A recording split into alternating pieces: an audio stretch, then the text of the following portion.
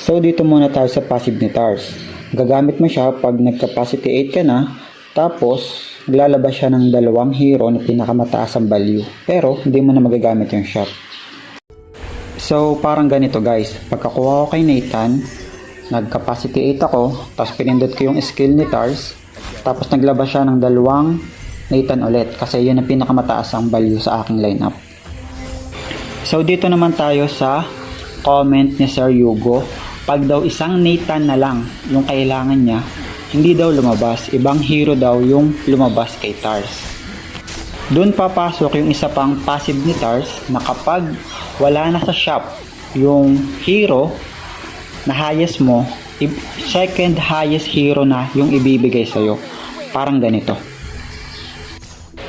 Dito, naglabas ulit si Tars ng Nathan.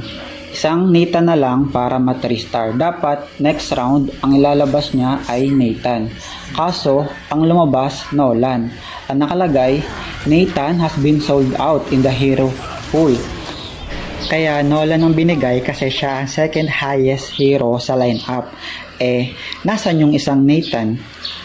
Nandun sa kalaban. It means hindi mo na to mati 3 star.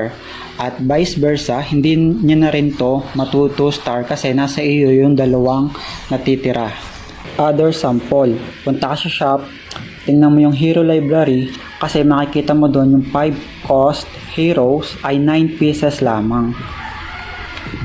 It means na kapag nakuha ng kalaban yung isa, hindi mo na siya mati 3 star. Kaya gumamit ka na lang ng mirror device.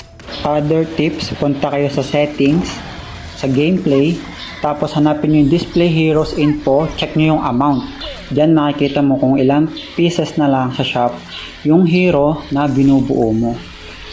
Tulad nito, meron na ako isang Nathan, tapos pag check ko sa shop, sa 5, makikita mo 8 na lang yung natitirang Nathan sa shop. That's all guys, sana may natutunan kayo. Baguhan lang din ako pero gusto kong mag-share ng knowledge sa mga na-experience ko sa game. And like and follow guys. Maraming salamat.